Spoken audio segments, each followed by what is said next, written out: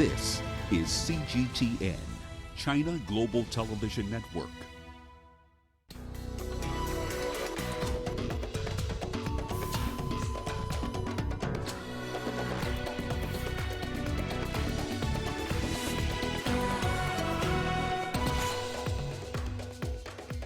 Chinese President Xi Jinping and other world leaders gather in Japan to discuss global economic issues.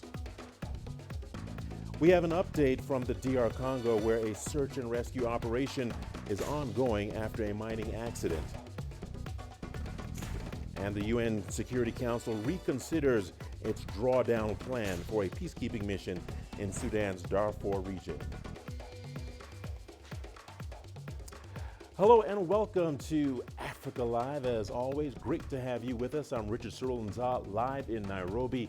And for those of you joining us from across the continent and around the globe, we thank you for joining us. Let's take a look at other stories making headlines this hour. Projects with nearly $3 billion so far signed at the first China-Africa Economic and Trade Expo in Changsha, China. Algeria beats Senegal and Kenya defeats Tanzania to keep the knockout stage hopes alive.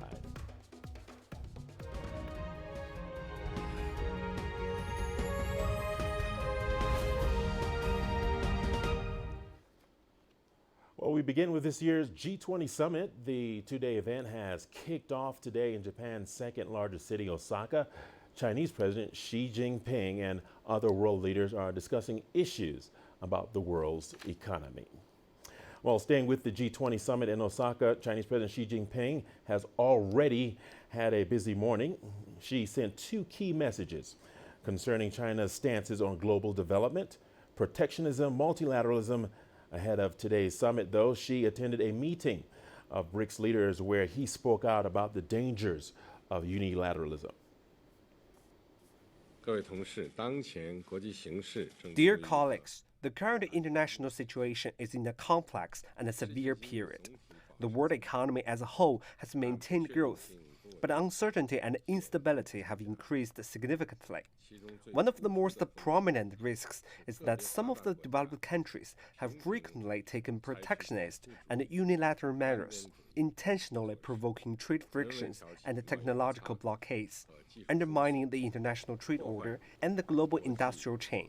These moves harm the common interests of all nations. They also cast a shadow on the peaceful and sustainable development of the world. Chinese President Xi Jinping has also met with South African President Cyril Ramaphosa and Egyptian President Abdel Fattah el-Sisi ahead of the G20 summit. Xi called on China and African countries to safeguard multilateralism while being the pioneer to achieve win-win development. The Chinese leader also noted Beijing is willing to work with the United Nations to promote third-party cooperation in African countries. African leaders spoke highly of China's contributions in the continent's development, adding that they will work with China to defend the free trade system in the international community. All right, to discuss this further, we are joined by Professor Adams Olu. He is an international relations expert and a political scientist here in the University of Nairobi, right here in Nairobi. Adams, thank you for taking time out. Always a pleasure having you on the show. Well, first things first, let's talk about the G20 summit. What is it all about, and what is its relevance to the African continent? Of course, the G20 comprises most of the industrialized nations plus the EU. And you have South Africa, which is the largest economy in Africa, also as a member. And the origins of the G20 was basically to try and bring a body that can be used to enhance the financial and economic stability within the global community.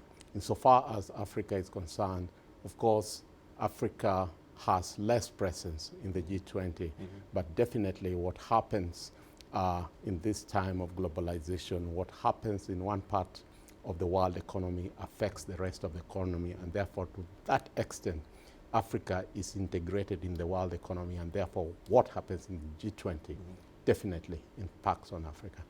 Well, let's talk about how decisions are arrived. Enlighten us about that, and particularly its impact on global affairs in general. Basically, once you are in the G20, basically, initially, in the initial years, they had biannual meetings, which meant that they would meet twice in a year. But subsequently, they've been meeting only annually. And as they meet annually, they address issues which are pertinent in that particular year or in the preceding year.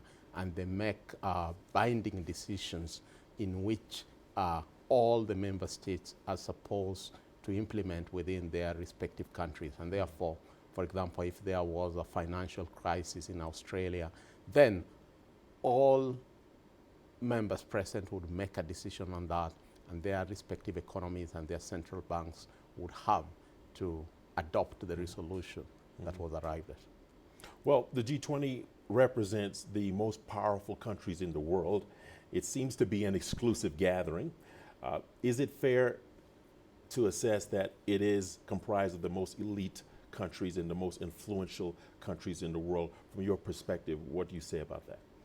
I agree. In fact, whether you talk of developed or developing countries, then you'll find that all of them are in there. And even if you were to talk of the BRICS, which were considered as the second tier, they're all present there. So you can say this is an elite club which is basically deciding for the rest of the world, and economies taking leadership, so to speak, to decide how global governance and the economic and financial infrastructures are driven.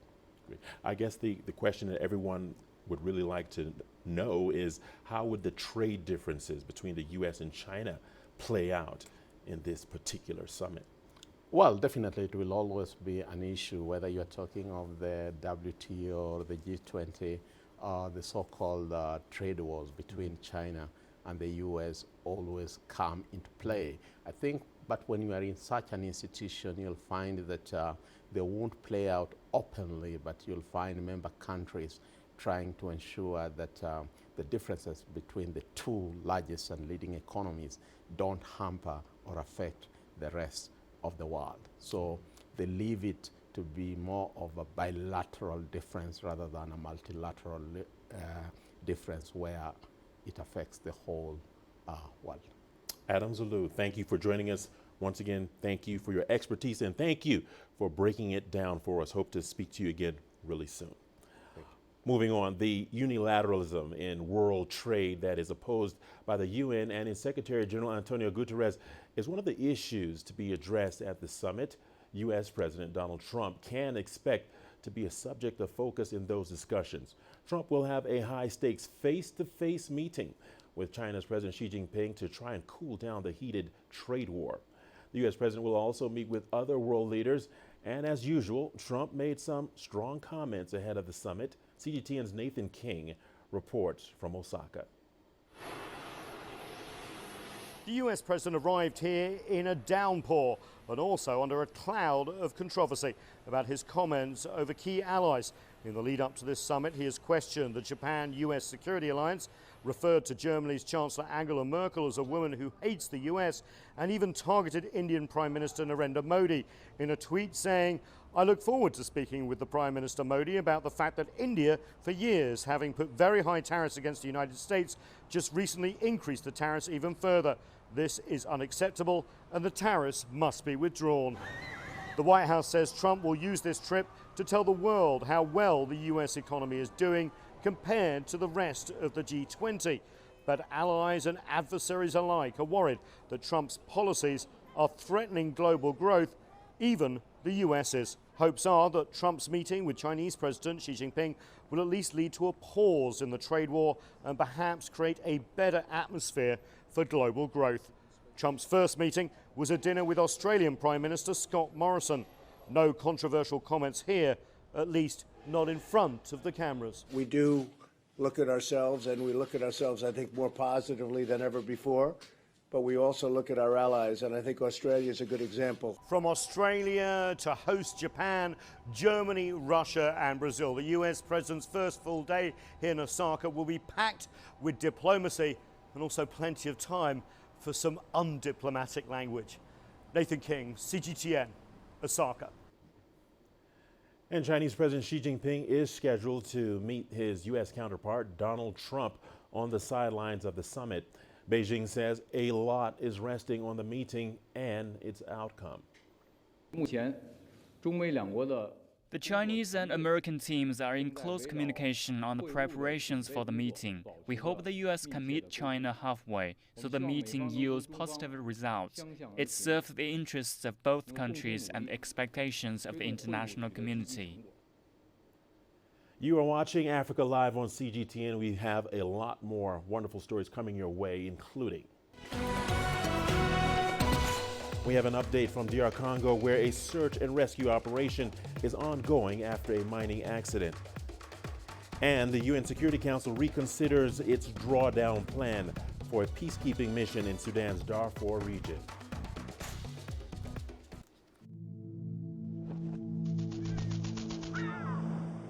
How will your world change today? What happens here?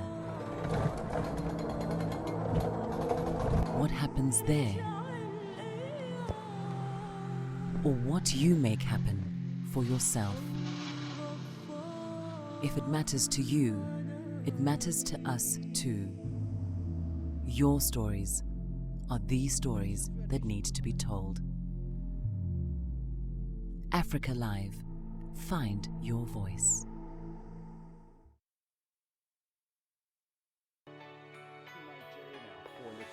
Data out of the country. With a dedicated and diverse team of anchors, CGTN now brings Africa to the palm of your hand. I'm Perina Karibe in the heart of Nairobi, which is bustling. From everyday heroes to the continent's most powerful figures, we bring their voices to you. We haven't changed. And this is something most of us are very excited about. We bring you news that's changing perspectives.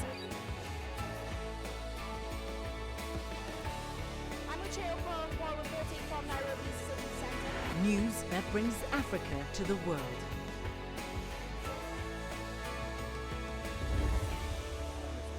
CGTN. See the difference.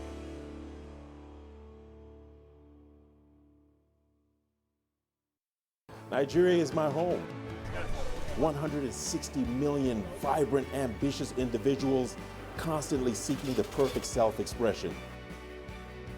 It is these people who inspired me to be that person that is seen, to be a voice that is heard, and ultimately to be the anchor that I am. I have to tap in, tune in, and turn on the very best qualities within me to deliver the news.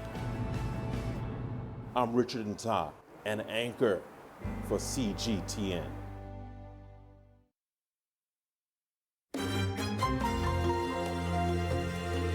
Africa Live. Find your voice.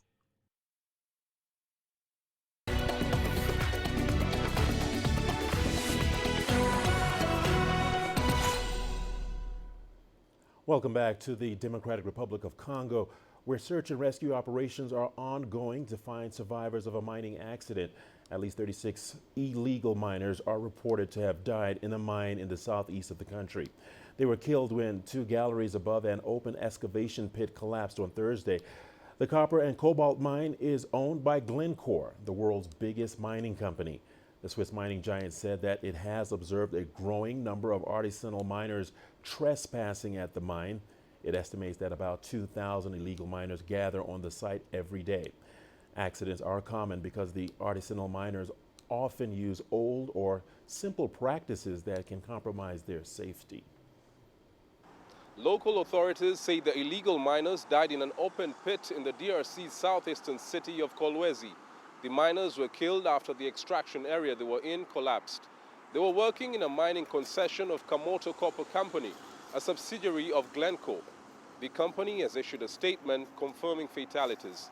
It says it's assisting the local authorities conduct search and rescue operations. Illegal mining is a major problem in the copper and cobalt mines of southeastern DRC.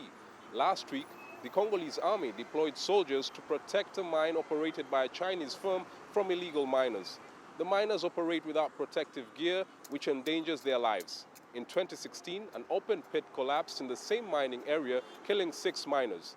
The DRC's Lualaba province has large deposits of cobalt, a key component in making rechargeable batteries. Chris Chamringa, CGTN, Kinshasa, Democratic Republic of Congo. The UN Security Council has agreed on a 4-month pause in the drawdown of a peacekeeping mission from Sudan's Darfur region. Military leaders in Khartoum and an opposition alliance leading protests have been trying to come up with an agreeable political transition plan after the ouster of former President Omar al-Bashir. The Security Council unanimously voted to renew the mandate of the UN African Union mission known as UNAMID until October the 31st. Now, the Council last year had agreed to push ahead with a series of phased drawdowns with a view of shutting down the mission in 2020. Deployed in 2007, UNAMID now has about 7,200 troops and police, down from the 16,000 sent to Darfur at the height of the conflict there. And if there is no improvement in the situation in Darfur, we'll find ourselves in the same predicament at the end of October as we are now, unable to continue with a responsible and sustainable transition from peacekeeping to peace building in Darfur. France has always been in favor of a responsible and cautious withdrawal of UNAMID, depending on the situation on the ground. In order to call for the end of the mission, we need a legitimate government recognized by the international community. In Tunisia, the country's 92-year-old president has been taken to a military hospital after falling seriously ill. President Beji Caid Essebsi's office announced the hospitalization on Thursday. Essebsi had been briefly hospitalized last week as well. Just 5 days ago, on Saturday, he was admitted into the hospital in Tunis for medical examinations. It was over a sudden indisposition diagnosed as not dangerous. Essebsi is Tunisia's first freely elected president after he won the office in 2014. He recently announced that he will not run again in any elections this November, saying a younger person should lead instead. Officials are reassuring citizens that the president is stable. We wish him well.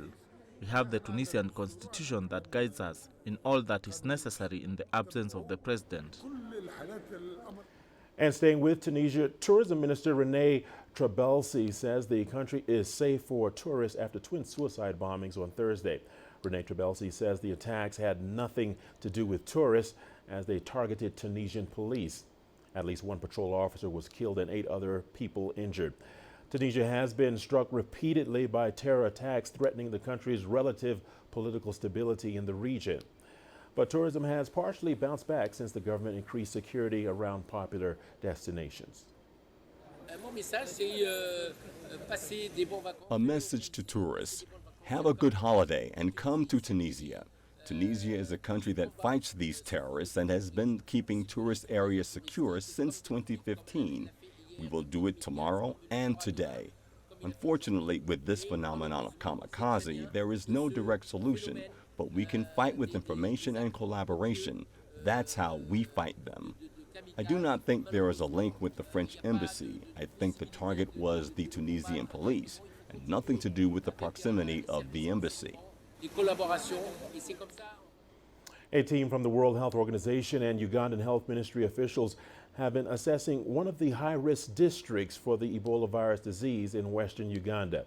The quick response instituted to stem further spread of the viral disease from neighboring Democratic Republic of Congo drew praises from the World Health Organization. Uganda shares a nearly 900-kilometer-long, often porous border with the DRC, where Ebola has claimed more than 1,400 lives since August 2018. The WHO delegation recently toured the Kasese DRC border area with the Minister of Health of Uganda in the wake of confirmed Ebola cases in the country. There's been a lot of investment in the preparedness, first of all, and this response now, they've been able to mobilize a lot of capacity, work with many partners. All the intervention areas that are necessary have been put in place here, and we've seen that we have not seen an increased number of cases, so we're very, very optimistic that this is a very effective response. Since the 11th of June, when Uganda declared the Ebola virus disease outbreak, There have been 3 confirmed cases who have come from the DRC.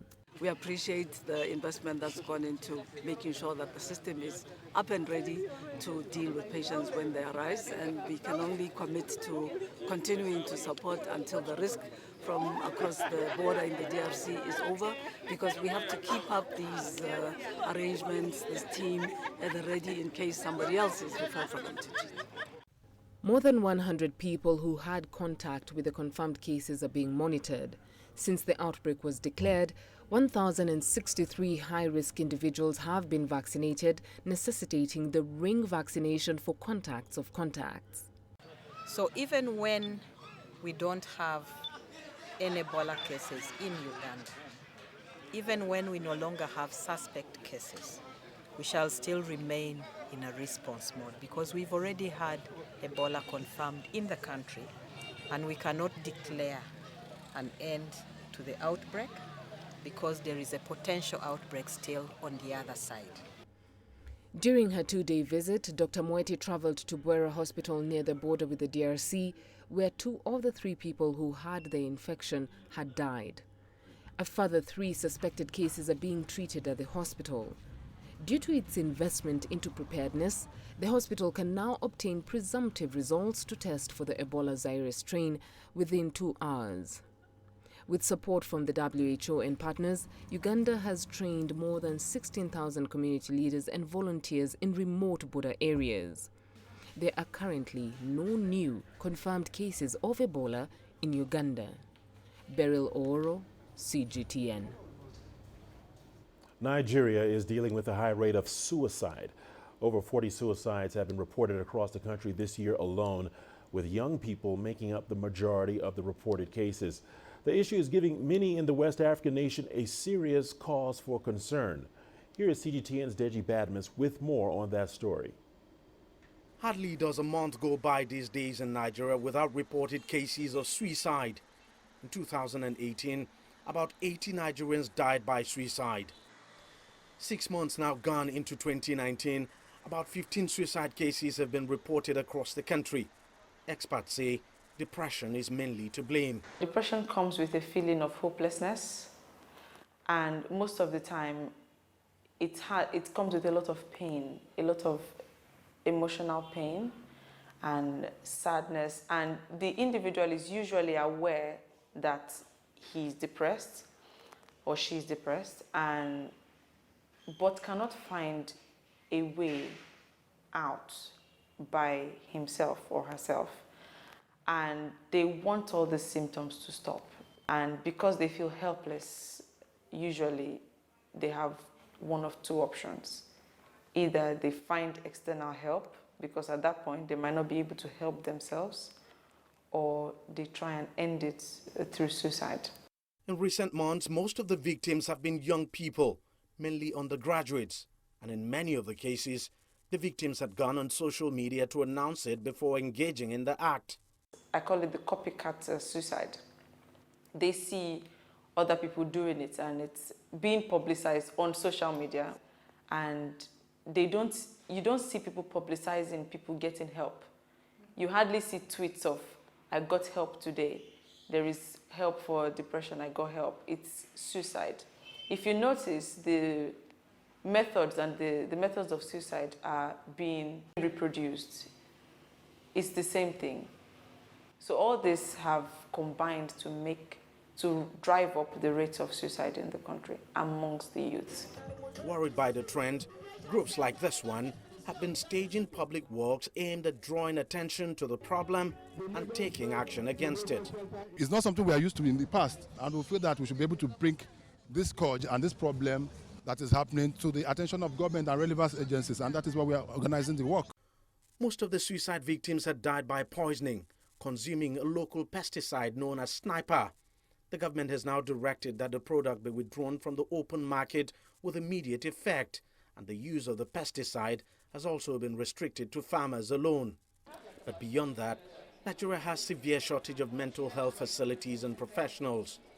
The country's Ministry of Health estimates that about 60 million Nigerians suffer from mental illness. But the country has less than 500 trained psychiatrists working in less than 20 psychiatric hospitals. I think the government should partner with the private sector to provide more mental health facilities for young people to be able to go to when they have challenges with mental health illnesses. It might not be depression, it might be anxiety, it might be an eating disorder, it might be anything. They need help. Nigeria still has a long way to go in terms of giving mental health the kind of attention it deserves. Apart from facilities, the government would have to do something to stop the massive brain drain the country currently suffers in the field of psychiatry. It's estimated that 3 out of every 5 Nigerian psychiatrists leave the country after their education. One thing though is certain, with the increasing rate of suicide across the country, authorities will sure come under immense pressure to act and act quickly before things get out of control. Deji Badmos, CGTN, Lagos, Nigeria. According to a new report by UNICEF and the World Health Organization, millions in Africa and the Middle East region are continuing to suffer from poor access to water, sanitation, and hygiene. Tunisia has achieved the highest access rates to water supply and sanitation services among countries in the Middle East and North Africa. Doctors and parliamentarians have gathered in Tunis. They discussed the latest report by UNICEF and World Health Organization on the challenge of providing water to millions of people in Africa and the Arab region. Experts noted that children are the most affected by the poor access to water. It's an alarming number for African and Arab countries. It affects the health condition of the people, especially children. The poor access to water causes several diseases in our region due to lack of hygiene. The Health Committee at the Tunisian Parliament has urged the government and the national water company SONED to provide drinking water, especially in the regions of Kasserine, Gafsa and the governorates south of the country. In Tunisia, we have some places where we have this problem. Usually we arrived almost around 95% of the population would have access to the water, but some places in the remote area we still have some difficulties. Tunisia has put a lot of effort since the 1960s into providing safe drinking water. The water in major urban areas is safe to drink from the tap. The problem has been resolved in nearly all neighborhoods in the capital city Tunis since the 1990s. Authorities assert that drinking water will be available to 100% of the population by 2020. Tunisians have the right to complain about the poor access to water in some areas. We'll do our best to provide sanitation and water to all citizens. In 2018, access to safe drinking water became close to universal, approaching 100% in urban areas and 90% in rural zones in Tunisia. Experts say SONED provides good quality drinking water throughout the year. Adnan Shawashi, CGTN, Tunis. Africa's vulnerability to cybercrimes has been in the spotlight at an international gathering in Ghana's capital, Accra. Cyber experts and leaders from across the continent warn that more needs to be done to crack down on criminals who take advantage of weak laws across the continent. CGTN's Nabil Ahmed Rufai reports from Accra. James Taylor is pitching his IT solutions at the Africa Region Data Protection and Privacy Conference in Accra. For him, data protection has become very necessary at a time almost everyone is connected to the internet. If you really critically look at some of the information that is being shared on the social media, and even people posting from their phone alone, you get to understand that we are vulnerable. Looking at companies that is following us, our data being shared between them without any sort of privacy, and the degree to which those sort of information is even exposed, we don't even know. While data protection is a hot topic globally, Africa has been slow to respond to the threat of cybercrimes. Fewer than 15 out of 54 African countries have passed a data protection law. With digitization rapidly taking place on the continent, IT experts say data protection laws must be brought in to help reduce cybercrimes. Ghana passed a data protection law in 2012 to safeguard citizens' personal information. Now, experts are calling on the wider African continent to do more. If African states should fail to enact the right legislation to protect personal data, to ensure privacy of citizens, it means we are not even giving effect to our constitution, which guarantees the freedom of which guarantees our privacy as citizens. James Taylor is among participants calling for action at this conference, where the hope for consensus and collaborative action is growing. Nabil Ahmed Rufai, CGTN, Accra, Ghana. Well, the news continues on Africa Live. We've got your business news coming up next. Here's a sneak peek at the headlines. Projects nearly worth $3 billion so far signed at the first China-Africa Economic and Trade Expo in Changsha, China. The quest to reduce carbon emissions threatens trade in Kenyan flowers. Africa is the nexus of enterprise, and global business will tell you why it matters. From the mega investment projects to multi-billion-dollar mergers and acquisitions. Africa today collects, just in terms of revenues from taxes alone, $545 billion a year. If you take 10% of that and you devote it to the energy sector, problem solved. All this on Global Business, weekdays at this time on CGTN.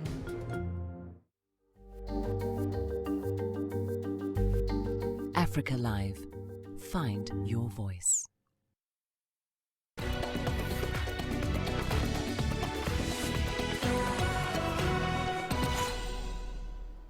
Welcome back. Projects worth nearly $3 billion have been signed so far at the first China-Africa Economic and Trade Expo.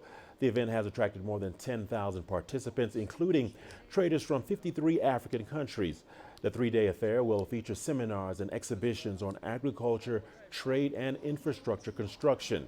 The expo was established to provide a platform for deepening economic and trade cooperation between China and African countries. The expo also seeks to further strengthen the quality of infrastructure deals agreed, as CGTN's Wei Lin Tang reports. China is right now the single largest financier of infrastructure and capital projects in Africa, outpacing that of the continent's private domestic capital. At the first China-Africa Economic and Trade Expo, China has affirmed its commitment to continue supporting Africa's infrastructure needs, which stands at up to an estimated $170 billion a year. And the way forward from this expo is to further pursue sustainable projects while at the same time implementing innovative financing models. We are exploring a few innovative ways to fund projects. For example, we encourage both renminbi and African countries' local currencies in the fields of investment and trade for both currencies to be profitable partners. And when it comes to joint loans and SMEs indirect lending, we plan to also help drive the power of local financial institutions. China Development Bank launched the China-Africa Development Fund in 2007 to assist Chinese companies to invest in Africa. Almost 12 years on, CAD Fund has committed more than $4.6 billion of investment in over 90 projects in 36 African countries. In other words, the demand side from the African continent is limitless. That's the one part of it. So there is the need for investment in infrastructure.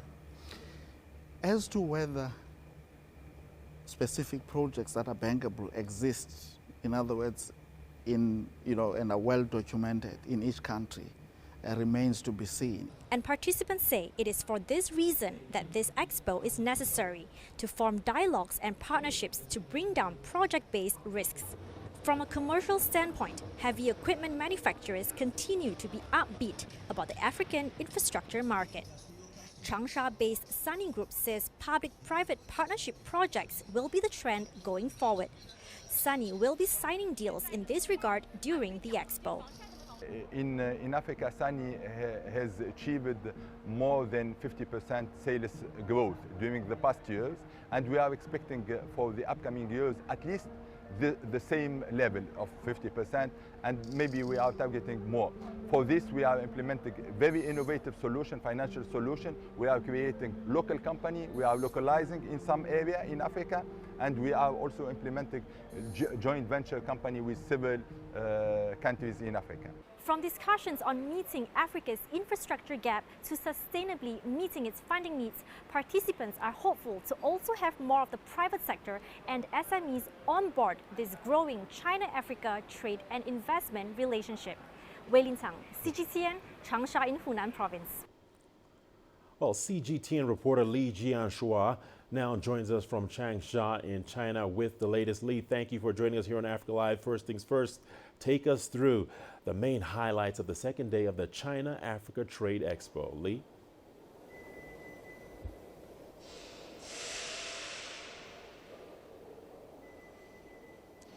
Yes, Richard, this is the second day of the first ever China-Africa Economic and Trade Expo in the central Chinese city of Changsha, and there were so many highlights. And today, the exhibition hall in particular is open to the public, and now the exhibition hall is very much crowded, so I had to push my way through, and many of the African business professionals, they have sold off their products. And also parallel forums have been held today, and in this day, chief among them, let me go through some of them, but most of them are about investment promotion conference and also about business, about China-Africa B2B conference, and the one I attended was the last one.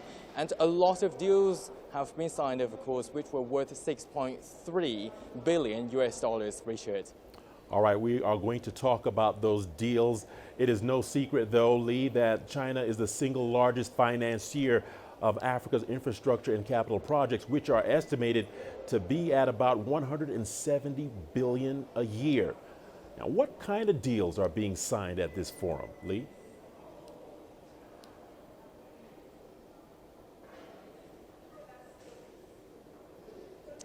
Yeah, that is a very good question. I was at one of the conferences just now, the China-Africa B2B conferences, and 9 deals were signed, which were worth $6.3 billion.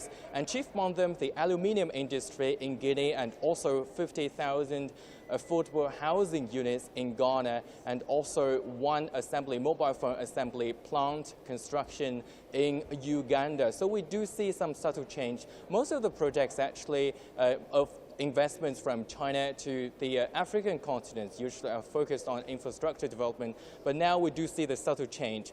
Remember, the last one is the mobile phone assembly construction in Uganda, so that it could boost the local employment rate in the country. And China is doing so right now to make sure that Africa could maintain sustainable development. Richard. Let's talk about that a bit more. Demand for investments in Africa is considered limitless since it is a developing continent. What measures, Lee, are being taken or undertaken to ensure that the continent gets projects of a high quality and, of course, good prices?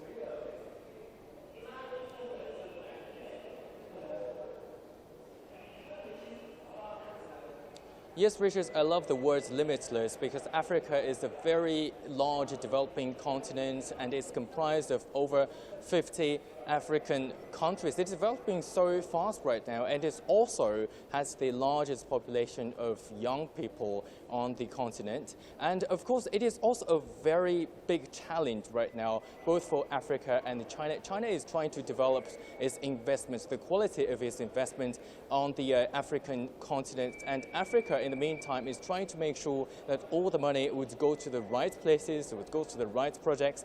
And China, for example, let me give you one example. Import and Export Bank of China, most of the investment of most of China's projects in Africa actually goes through this bank, and the bank would check up all of the projects regularly to make sure the money is used wisely. And so do African governments. I talked to some of the business representatives just now, and also African officials. They are doing whatever they can to make sure that the transparency is on top of this situation, Richard. All right, Lee, my final question before I let you go. During the 2018 FOCAC Beijing Summit, President Xi Jinping listed trade facilitation among the 8 initiatives to be implemented across Africa. With this, China is set to increase imports, especially for non-resource products. Now, in a bid to open up the trade markets, what products, in your estimation, is Africa selling to China at the forum, and have any deals been signed?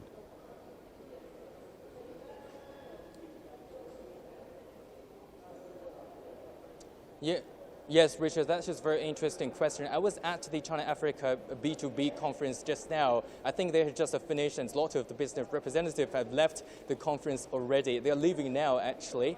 And then, so I listened to the speeches given by 3 ministers of commerce from Cote d'Ivoire and also Ghana and Zambia, and they were trying to promote their products so much. Let me give you some of the examples. Like the Commerce Minister of Cote d'Ivoire, and the country is trying to promote its building materials and also seafood and cotton and cashew nuts and some other products to China. And also let's talk about Burkina Faso, which resumed its diplomatic ties with China. And so far the bilateral ties between the two countries now has increased by 56%. And when it comes to the export of Burkina Faso to China, it's increased by 350%. And then let me run through some of the products they would like to sell to China: cashew and cotton. And also Zambia, it is trying to promote its agriculture and also agriculture to China right now. Richard. Lee Jianshua, thank you for your insight and analysis. As Lee Jianshua talking to us from Changsha, we shall be keeping a close eye. Moving on, in Beijing, CGTN reporter Wang Mengzhen sat down with Namibia's Deputy Foreign Minister Christine Hobes to discuss tangible cooperation between China and the Southern African nation. Under the FOCAC framework, a series of tangible cooperation projects have been carried out. So looking ahead, what's your expectations on these implementations? I must say that the cooperation between China and Namibia has not started with FOCAC.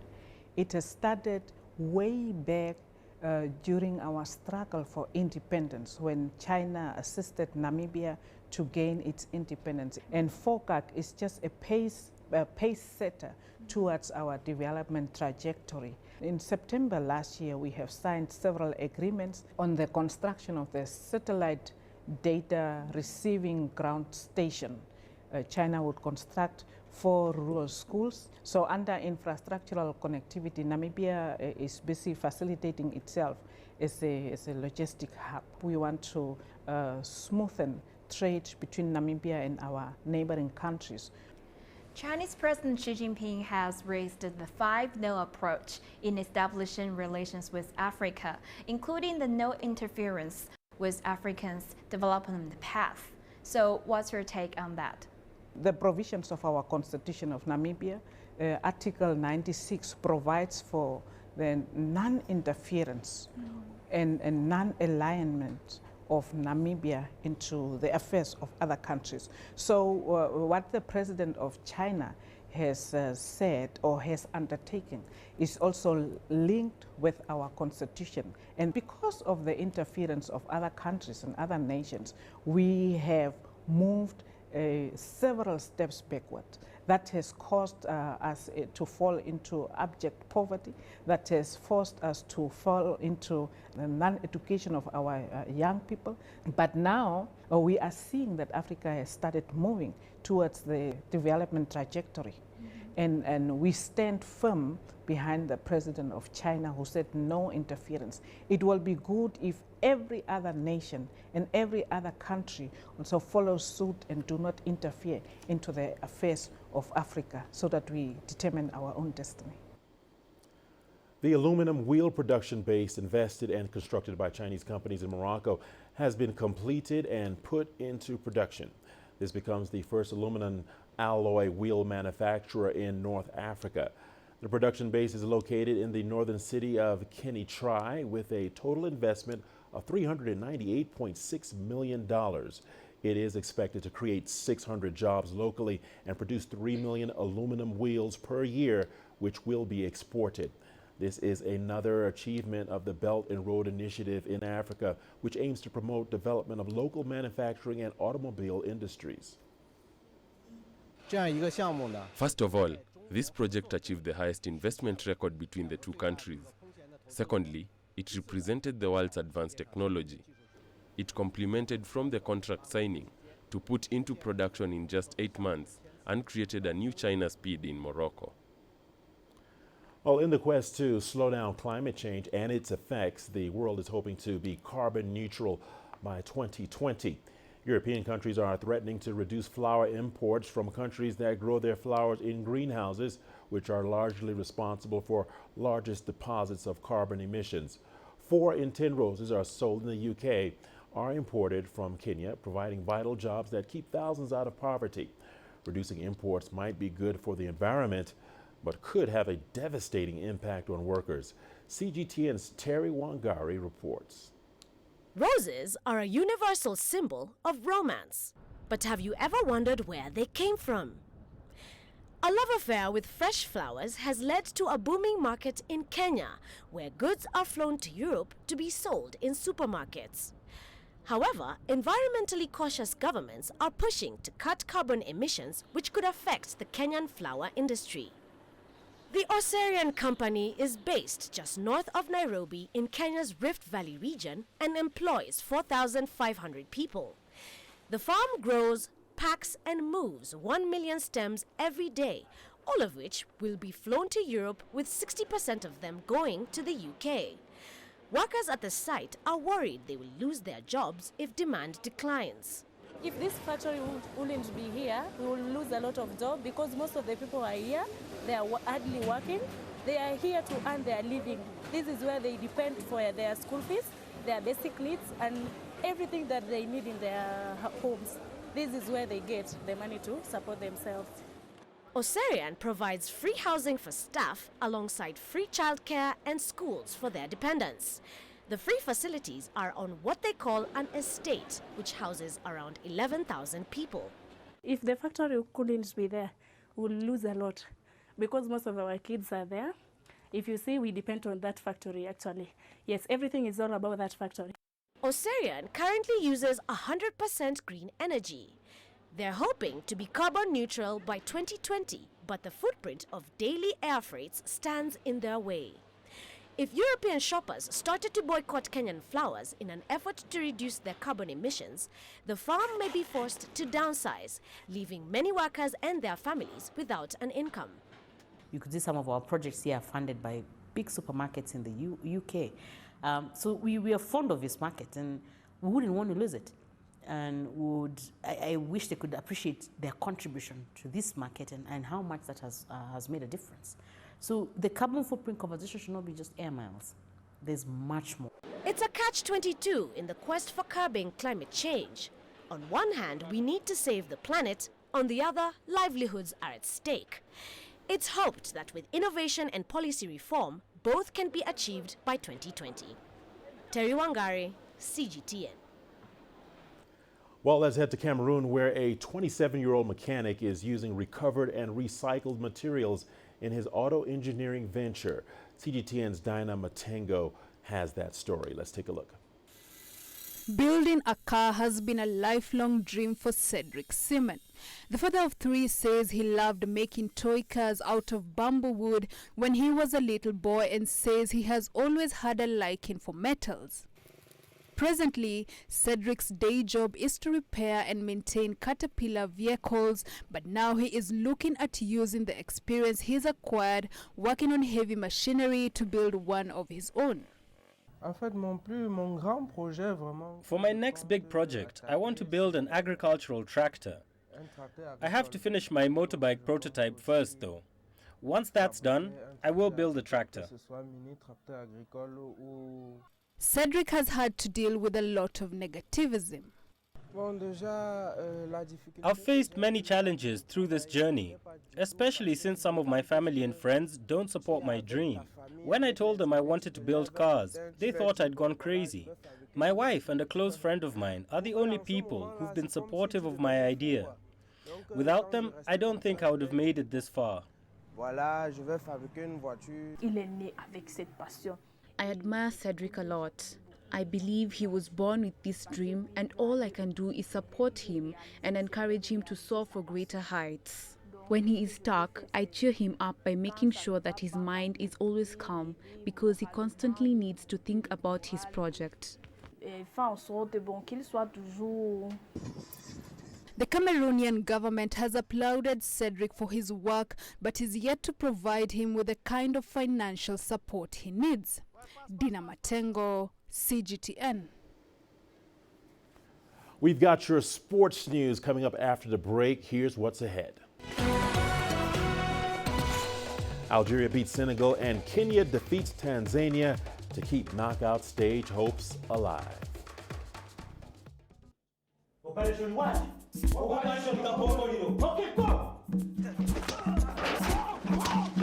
Non-stop choreographed martial arts.